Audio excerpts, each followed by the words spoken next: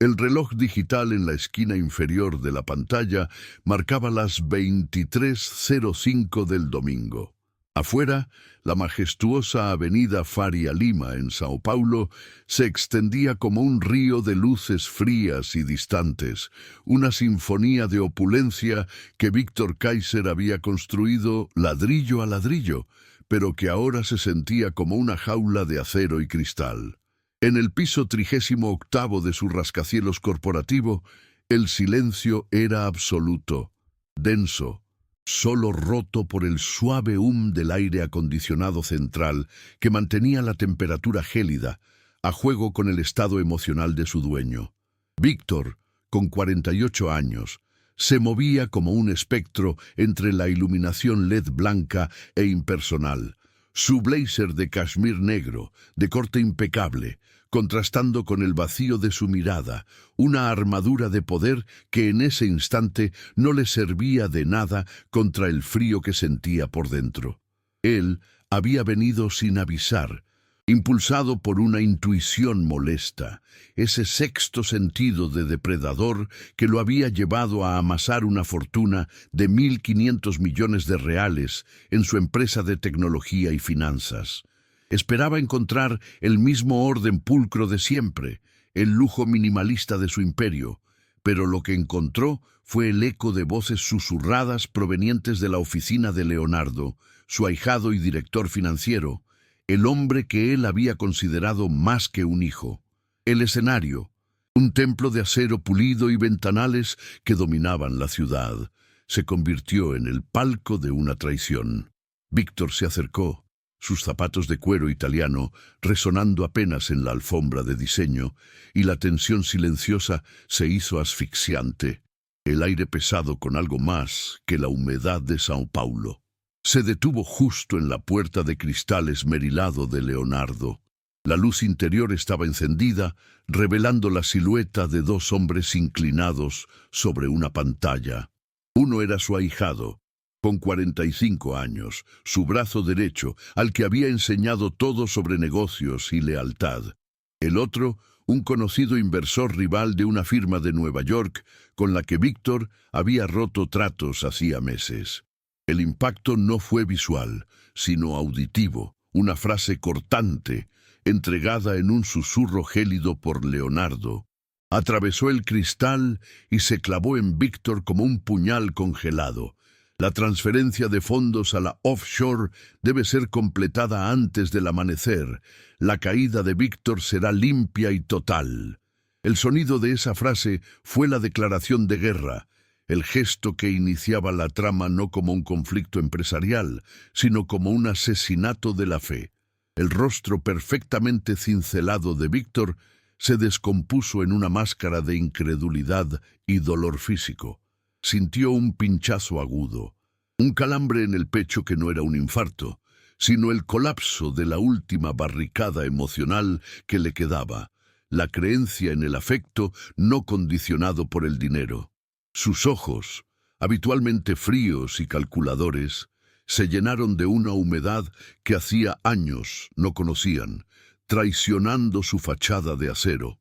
El hombre que se había enfrentado a tiburones de las finanzas en todo el mundo se encontraba paralizado por la traición íntima, la más dolorosa de todas. El dolor era tan vasto y abrumador que no pudo pensar en números, acciones o seguridad. Solo existía ese vacío, la certeza de que el hombre al que había confiado su imperio y su escasa vida afectiva lo había vendido por unos cuantos millones más. Leonardo estaba accediendo a datos cruciales, moviendo cantidades ingentes de dinero y documentos. El esquema de sabotaje y desvío se desplegaba ante sus ojos con una frialdad técnica que lo hizo tambalearse. No era solo la ruina de Kaiser Corp, era la ruina de su convicción de que al menos una persona valoraba su existencia más que su cuenta bancaria. Él se había equivocado, y ese error le costaría más que su fortuna, le costaría la poca alma que le quedaba.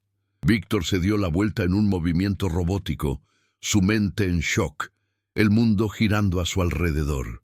El impecable blazer de cashmere que vestía, valorado en más de $5,000, se sentía como una camisa de fuerza. La traición era doble. La ruina profesional se combinaba con la devastación personal, y la soledad que siempre había llevado como un distintivo de su estatus, ahora lo engullía por completo, demostrándole que el dinero había comprado todo a su alrededor, incluso la lealtad que él creía genuina. No tenía esposa, hijos, ni amigos de verdad, solo a Leonardo. Y ahora, ni siquiera a él.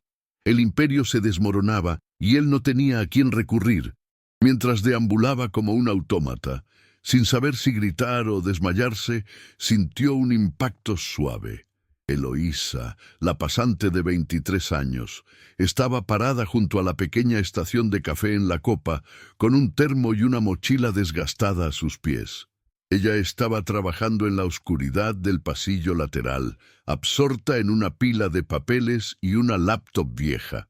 Sus ojos, grandes y expresivos, levantaron la mirada hacia la figura imponente de Víctor, pero por primera vez, no con miedo o reverencia, sino con una genuina preocupación. El contraste fue la bocanada de oxígeno en el vacío. Eloísa, con su cabello recogido en un moño simple y una blusa sencilla de tienda de departamento, no representaba poder ni lujo, sino una pureza extraña en ese ambiente. Ella vio al hombre, no al CEO. Con la voz baja y sin rastro de formalidad forzada, la pasante lanzó la frase que detuvo a Víctor en el abismo de su desesperación. La primera chispa de humanidad que recibía en años. «Señor Kaiser, ¿está bien? Necesita un poco de agua». Antes de continuar con la historia de Víctor y Eloísa, ¿alguna vez han hecho un gesto de bondad que cambió una vida? Dejen un corazoncito si creen que el amor es más poderoso que cualquier riqueza. Comenten, el amor no tiene precio. Si ustedes también creen en la bondad humana. Víctor se quedó quieto, mirando a Eloísa. Sus ojos, acostumbrados a escanear balances financieros de 9 cifras, se detuvieron en la textura del algodón simple de su blusa, en el cansancio honesto bajo sus ojos. Era la primera vez en años que alguien lo miraba y veía a un hombre, no a un banco. Esa pregunta genuina, sin agendas ocultas, sin la reverencia forzada que todos los empleados le ofrecían, rompió el hielo que llevaba congelado en el alma. La vulnerabilidad de Víctor era total, expuesta por la traición, y la simple humanidad de la pasante fue un espejo inesperado. Él no respondió inmediatamente, solo caminó hacia el pequeño sofá de La Copa, un diseño minimalista de cuero blanco que siempre había encontrado incómodo, y se dejó caer. El CEO, que había negociado acuerdos de $100 millones sin pestañear, ahora estaba pálido, temblando ligeramente, como si el frío de la noche hubiera penetrado su cashmere. Eloísa se acercó con cautela, no con miedo, sino con la discreción de quien ha aprendido a no molestar. Le ofreció un vaso de agua mineral sin decir nada más, respetando el silencio. Víctor tomó el vaso. Su mano temblaba, y ella notó las arrugas de preocupación en su rostro, la soledad que la riqueza no podía ocultar. «Gracias», susurró Víctor, y el sonido de esa palabra, tan simple, en ese ambiente de lujo desértico, sonó como una confesión. Él no había necesitado agradecer nada a nadie en años. Eloísa, por su parte, representaba el extremo opuesto de ese espectro social. Creció en un barrio humilde de la periferia de Sao Paulo, una realidad de lucha diaria donde la traición se sentía menos como un drama de Wall Street y más como un problema de supervivencia. Había llegado a Kaiser Corp con una beca, trabajando para pagar la universidad y, lo más importante, para ayudar con los costosos tratamientos de su hermana menor, Mariana, de 16 años, que padecía una rara enfermedad autoinmune. Su ropa era modesta, pero su ética era impecable, innegociable. Ella estaba allí a las 11 de la noche de un domingo, no por obligación, sino porque estaba desarrollando, en secreto, un proyecto de RSE para niños en riesgo, algo no remunerado por pura convicción. Mientras Víctor bebía el agua, ella se disculpó con la humildad de quien no quiere invadir un espacio de poder. Disculpe, señor Kaiser, volveré a mi trabajo. Solo estaba terminando un informe. Él la detuvo con un gesto de la mano, un movimiento lento y fatigado, desprovisto de su habitual autoridad ejecutiva. Espera, dijo, y la observó realmente. ¿Por qué estás aquí tan tarde?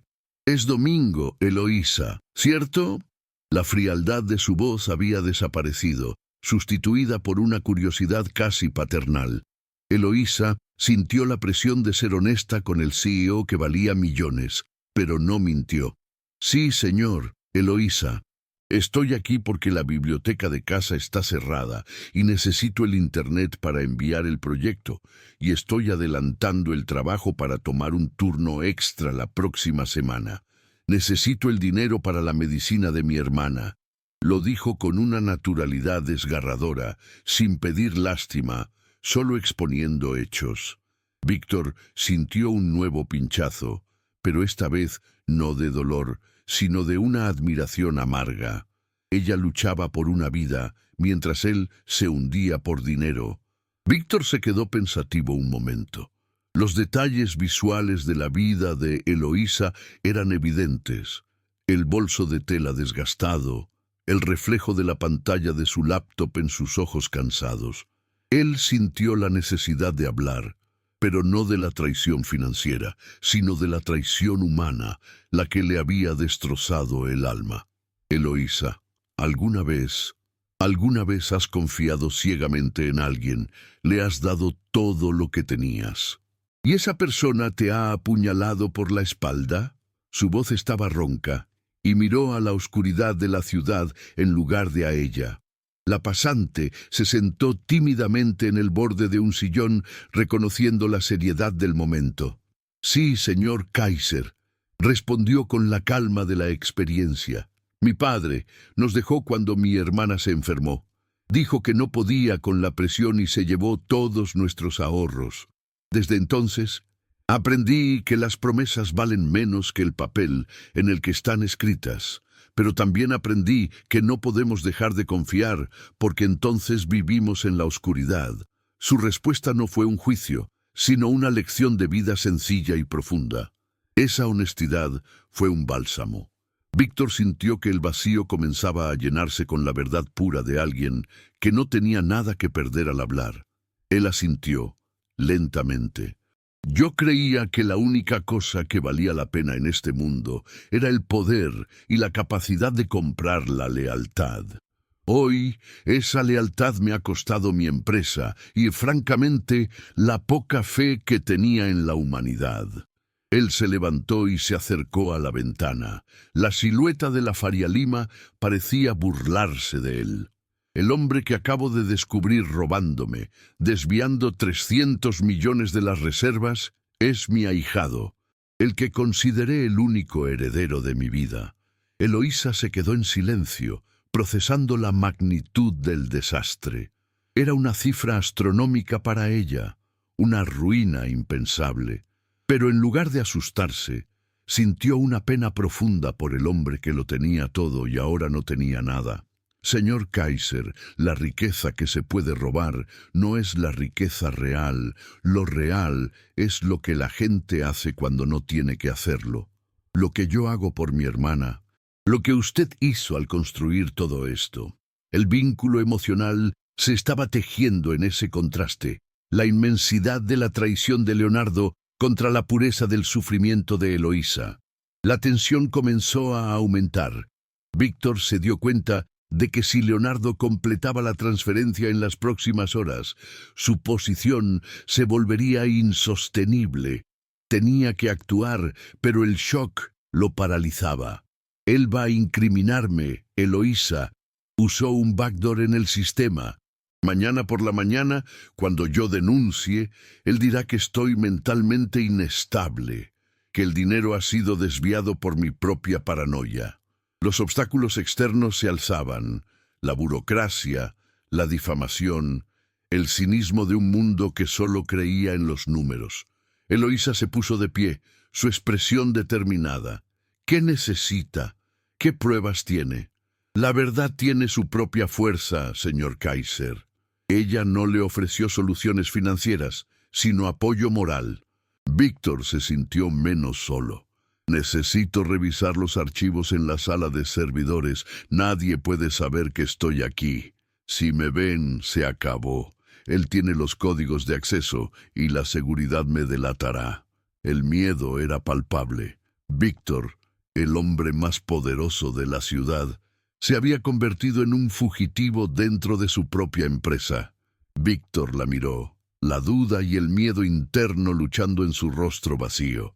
Si te pido que me ayudes, te pondré en peligro, Eloísa. Leonardo es implacable. Ella no se inmutó. La decisión de ayudarla no se basaba en el dinero, sino en el instinto. Soy una pasante, señor Kaiser. No tengo nada que perder, excepto mi ética, y eso no lo cambio por ningún ascenso.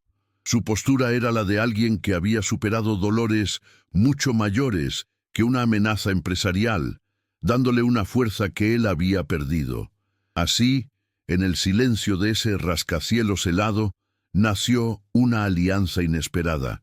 Víctor, el magnate, y Eloísa, la joven humilde, unidos por la necesidad de defender la honestidad en un mundo de riqueza y traición. Él comenzó a desgranar los detalles del esquema de desvío, usando parábolas y un lenguaje cifrado para no asustarla. Ella escuchaba con una inteligencia aguda, apuntando los pasos necesarios para desenmascarar a Leonardo. La conexión afectiva se profundizó en la urgencia y el peligro.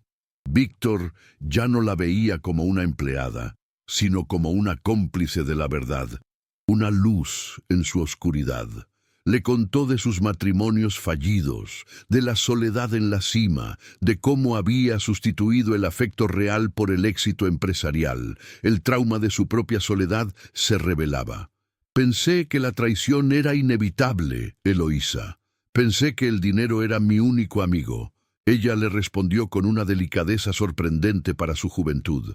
El dinero no es un amigo, es una herramienta, señor Kaiser. Si lo usa para hacer el bien, será bueno. Si lo usa para acumular soledad, solo eso tendrá. El diálogo era realista, corto, pero con una carga emocional intensa. Cada palabra pesaba una tonelada de experiencia vital. Víctor se sintió humillado, no por la traición, sino por la inocencia que había perdido. Necesito las pruebas, necesito acceder al servidor Legacy en el sótano. Tiene los registros de seguridad que Leonardo no pudo borrar. Eloísa, recordando su proyecto de RSE, se dio cuenta de que tenía la clave. Señor Kaiser, para mi proyecto de ética, tuve que solicitar acceso al Legacy para buscar datos antiguos. Tengo el código de acceso. Me lo dieron por error en recursos humanos y nunca lo notaron. Fue un momento de sincronía, un toque de inverosimilitud controlada por la necesidad. La pureza de su trabajo altruista le había dado la llave para la salvación de un imperio. El pánico de Víctor se transformó en una luz de esperanza. Entonces eres mi única oportunidad, Eloísa. Si logramos recuperar esos archivos, la verdad se hará pública. Y pondremos a prueba si la ética vale más que 300 millones de reales. El peligro externo se concretó al escuchar un ruido sordo en el piso de arriba, indicando que Leonardo o sus cómplices podrían estar volviendo. La tensión se disparó. Víctor se puso en pie. Su rostro reflejaba una mezcla de determinación y terror. Tenemos que irnos de aquí. Ahora, por la escalera de servicio. Si nos ven, él sabrá que la traición ha sido descubierta y me denunciará antes de que pueda hacer nada. Eloísa tomó su mochila, sus ojos brillando con una mezcla de miedo y adrenalina. Ella no dudó ni un segundo. Sabía que estaba arriesgando su futuro, su beca, tal vez su vida, por un hombre que solo conocía por los titulares de los periódicos. Pero no era por el SEO, era por la idea de que la integridad debía prevalecer. Vamos, señor Kaiser. El sótano está en el piso. 4. Conozco el camino. Es la ruta de evacuación. Y no hay cámaras. Mientras se deslizaban por las escaleras de emergencia, el contraste entre ambos era impactante. Víctor, el millonario, con su ropa de diseño, se movía incómodo como un pez fuera del agua, totalmente dependiente de la pasante, que se movía con la agilidad y el conocimiento de la que ha crecido lidiando con dificultades. Eloísa lo guiaba a través de pasillos oscuros, dándole valor con un simple toque en el brazo. El miedo de Víctor a la soledad estaba siendo reemplazado por la conexión humana. Llegaron al sótano, un laberinto de tuberías y hormigón desnudo, un contraste brutal con el lujo de los pisos superiores. El servidor Legacy era una máquina antigua, olvidada, pero clave. Eloísa ingresó el código, una secuencia de números que había memorizado para su proyecto de RSE, y el panel de acceso se iluminó con un brillo verdoso y polvoriento. Aquí está, señor Kaiser, los registros de todos los movimientos de capital de los últimos 10 años. Las pruebas de Leonardo deben estar aquí. Víctor miró la pantalla. Era su última oportunidad de luchar, no solo por su empresa, sino por su dignidad. Él se sentó frente a la pantalla, la pasante a su lado, buscando los rastros digitales de la traición, una aguja en un pajar de terabytes. Busca transferencias offshore que no pasaron por el comité de riesgos. Busca el código Proyecto Fénix. Él siempre lo usaba cuando hacía algo sucio. Eloísa tecleó, sus dedos ágiles navegando por el sistema. El silencio en el sótano era sepulcral, solo roto por el clic del teclado y el latido acelerado de sus corazones. La tensión se disparó. La posibilidad de la ruina era real. La traición de Leonardo era inminente, pero la conexión entre el magnate y la pasante, basada en la verdad, era el único motor que los impulsaba. La búsqueda fue exhaustiva, un esfuerzo de 2 horas en la oscuridad del sótano, durante las cuales Eloísa le contó más sobre Mariana, sobre sus sueños de estudiar medicina, sobre el deseo de ayudar a otros. Víctor, a su vez, le reveló sus miedos, su trauma por la muerte de sus padres en un accidente, la razón de su aislamiento emocional. El diálogo era la terapia que nunca se había permitido. De repente, un jadeo. Eloísa se detuvo, su dedo apuntando a un registro en la pantalla. Señor Kaiser, aquí está. Proyecto Fénix, una transferencia de 40 millones a una cuenta en las Islas Caimán, aprobada a medianoche, sin pasar por el sistema de autenticación de 2 factores. La firma es digital, pero el patrón de acceso es el de Leonardo. La prueba cabal estaba allí, la evidencia de la traición, clara y rotunda. Víctor se levantó. Su rostro ya no estaba pálido, sino marcado por una ira fría y una determinación renovada. Había visto la maldad en su forma más pura, pero también había encontrado la bondad donde menos la esperaba. Lo tenemos, Eloísa. Ahora, él no solo me traicionó, él nos subestimó, a ti y a mí. Él no la abrazó, pero el peso de su agradecimiento en la mirada era más fuerte que cualquier abrazo. El peligro había pasado, pero la batalla real apenas comenzaba. Víctor salió del sótano. El pendrive con las pruebas en el bolsillo de su cashmere, ya no sintiéndose un fugitivo, sino un guerrero. Había perdido su fe y su dinero, pero había encontrado algo infinitamente más valioso: la lealtad incorruptible de una joven que no tenía nada que perder y todo que defender. La reunión del Consejo de Administración se convocó con urgencia a las 10 de la mañana del día siguiente. La sala, en el piso 37, era un círculo de poder, con la mesa de caoba maciza reflejando la tensión palpable. En una punta, Leonardo, impecable con un traje de corte perfecto, exudaba una falsa calma, la confianza de un traidor que creía tener todo bajo control. En la otra, Víctor, sin el habitual aire de invencibilidad, pero con una quietud peligrosa, vestido con el mismo blazer de cashmere, casi como un símbolo de la noche de vigilia y descubrimiento. Leonardo abrió el fuego con una presentación técnica y gélida, alegando que Víctor había tenido un colapso mental debido al estrés y que los desvíos eran, de hecho, transferencias internas de emergencia aprobadas por un supuesto comité secreto dirigido por el propio CEO. Sus palabras eran como cuchillos, cuidadosamente afilados por el cinismo, buscando minar la credibilidad del hombre que le había dado todo.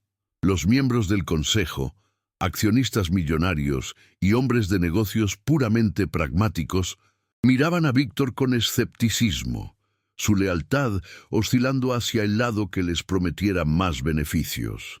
El aire en la sala era espeso con el olor a café caro y la codicia. Cuando llegó su turno de hablar, Víctor se levantó lentamente. No encendió la presentación de PowerPoint preparada, llena de números y gráficos. En cambio, se dirigió a Eloísa, que estaba sentada en una silla lateral, cerca de la puerta, por petición expresa de él, como su única testigo honesta. Ella vestía el mismo conjunto simple. Su rostro reflejaba la tensión de estar en un ambiente tan hostil, pero sus ojos eran firmes, llenos de la misma pureza ética que había encendido su vínculo. Víctor miró a Leonardo y luego al consejo, sin elevar la voz, pero con una intensidad que silenció la sala. No he venido aquí a hablar de finanzas, señores. He venido a hablar de la fe. Su declaración fue una sorpresa, un quiebre en la lógica corporativa. Anoche descubrí una traición que vale más de 300 millones de reales. Pero el valor real de esa traición no está en los números. Está en el hecho de que el hombre al que enseñé a caminar en esta empresa, el que consideré mi familia, eligió el dinero antes que la dignidad. Leonardo intentó interrumpir, su falsa calma se desvaneciendo en una máscara de indignación forzada. Objeción, Víctor. Esto es una difamación. El CEO está mentalmente inestable, lo que confirma mis sospechas. Estamos hablando de cifras, no de melodrama familiar. El presidente del consejo, un hombre viejo y de rostro severo, asintió, pidiendo que Víctor volviera a los datos. La presión social era palpable.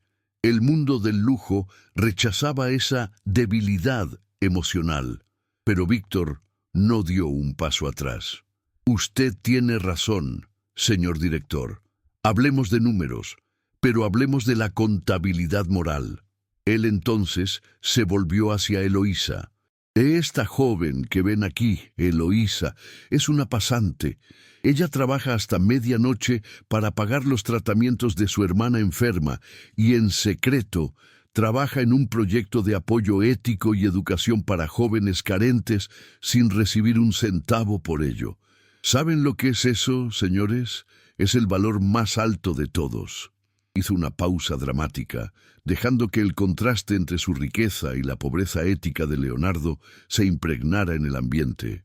Yo creí que el éxito era acumular ceros, pero la acumulación de soledad que tengo en mi alma, cortesía de años de desconfianza y la traición de mi ahijado, vale mucho menos que la honestidad de esta pasante. Cuando yo me sentía en la ruina, no financiera, sino moral, ella me ofreció un vaso de agua y la verdad. El tono de su voz se quebró ligeramente al mencionar el vaso de agua, un símbolo tan poderoso de su vulnerabilidad. La escena alcanzó su punto decisivo. El discurso de Víctor no era solo una defensa, sino una confesión, una revelación familiar de su vacío interno. Él había despojado su fachada de CEO invencible para mostrar al hombre traicionado, y esa humanidad fue su arma más poderosa. Yo construí un imperio sobre la desconfianza, y por eso estaba condenado a caer. Pero fue la honestidad de ella la que me dio una segunda oportunidad, no para salvar el dinero, sino para salvar mi alma. Leonardo, ahora visiblemente nervioso, lanzó su golpe final. Esto es patético, una actuación barata, una pasante como testigo. ¿Dónde están las pruebas, Víctor? Muestre los números o acepte que está fuera de control. Los ojos de Leonardo estaban llenos de malicia, confiando en que Víctor solo tenía su palabra. Víctor sonrió, un gesto que parecía doloroso y liberador al mismo tiempo. Miró a Eloísa con una profundidad que trascendía la relación profesional. Un vínculo paternal y de confianza consolidado en la adversidad. Yo construí un imperio de riqueza, pero fue esta joven, con su honestidad de estagiaria, quien me salvó de la ruina moral. La mirada fue la consolidación del vínculo, la aceptación pública de su nueva brújula moral. En ese momento, Eloísa se puso de pie.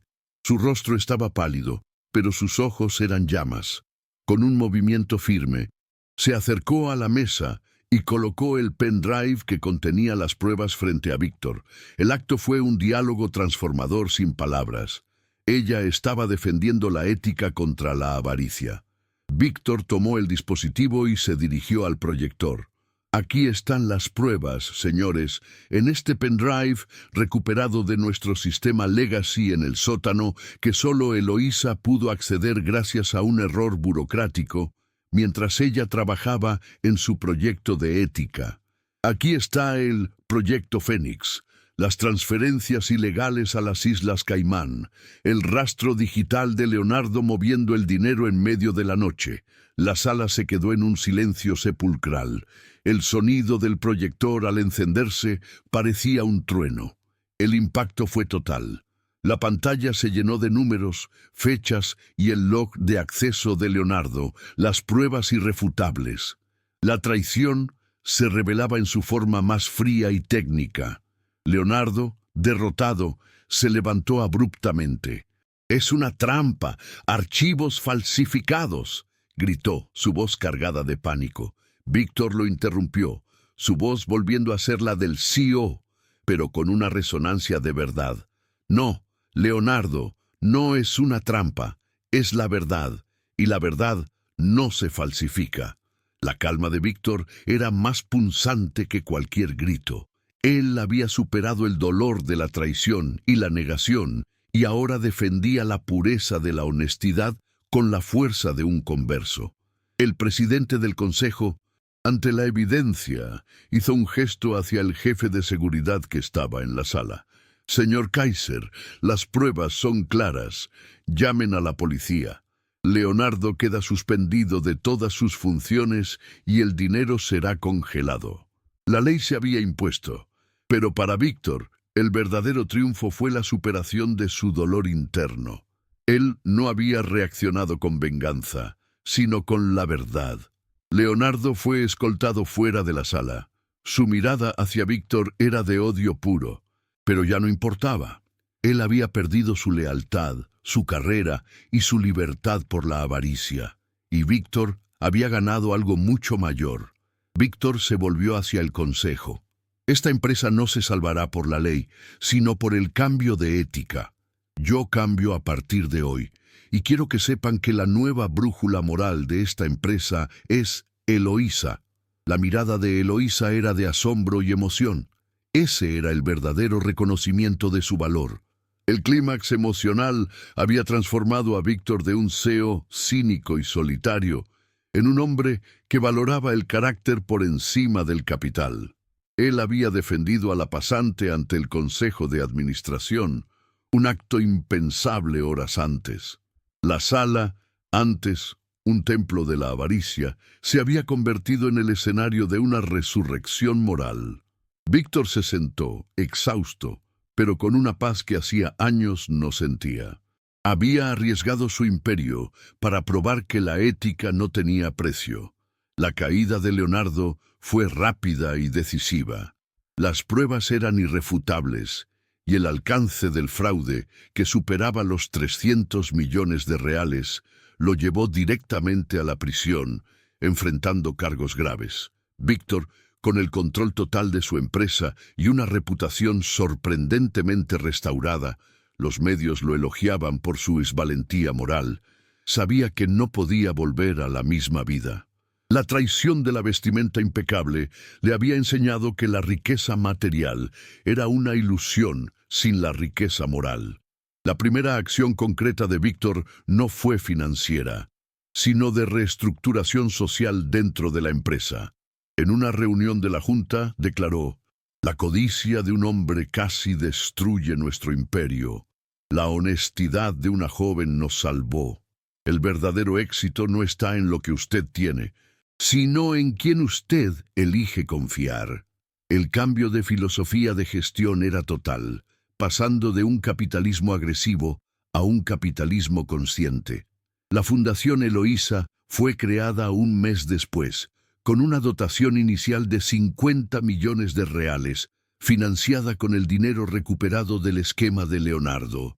El objetivo era apoyar la educación, la ética profesional y la lucha contra la desigualdad de jóvenes de bajos ingresos. Eloísa, que aún intentaba asimilar la magnitud de lo sucedido, fue promovida de pasante a directora de Estrategia Social y Ética de Kaiser Corp y de la Fundación.